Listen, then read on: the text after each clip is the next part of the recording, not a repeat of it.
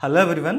మన occasions like family ఫంక్షన్స్‌లోని relatives గానీ, friends గానీ బాగున్నారా అని అడిగే ముందు మీరు ఏ టూత్‌పేస్ట్ వాడతారు? లేదా ఏది రికమెండ్ చేస్తారని అడుగుతూ ఉంటారు. సో, పేషెంట్స్ కూడా మమ్మల్ని ఈ సేమ్ క్వెషన్ ఎప్పుడు ఫ్రీక్వెంట్‌గా అడుగుతూ ఉంటారు. మీరు గుర్తుపెట్టుకోండి, మీరు ఏ టూత్‌పేస్ట్ వాడినా సరే ఫస్ట్ దాని వెనకాల ఉన్న లేబుల్ చదవండి. దానిలో ఉన్న కాంపోనెంట్స్ చదవండి. ప్రైమరీ దానిలో ఉండాల్సింది ఫ్లోరైడ్. అది ఏ రూపంలో అన్నా ఉండొచ్చు. సోడియం ఫ్లోరైడ్ గానీ, స్టాన్లెస్ ఫ్లోరైడ్ గానీ ఏ రూపంలోనైనా ఉండొచ్చు.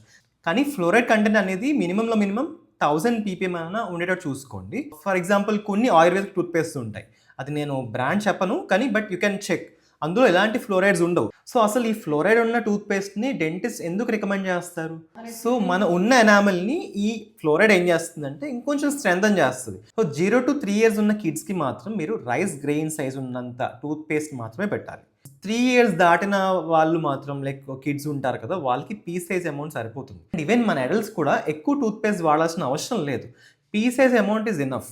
సో, రెగ్యులర్‌గా మీరు ట్వైస్ డైలీ బ్రషింగ్ చేసుకుంటూ అండ్ డెంటిస్ట్ చెప్పిన ఓరల్ హైజీన్ ఇన్‌స్ట్రక్షన్స్ ఫాలో అయితే గనక క్యావిటీస్‌ని ప్రివెంట్ చేయొచ్చు.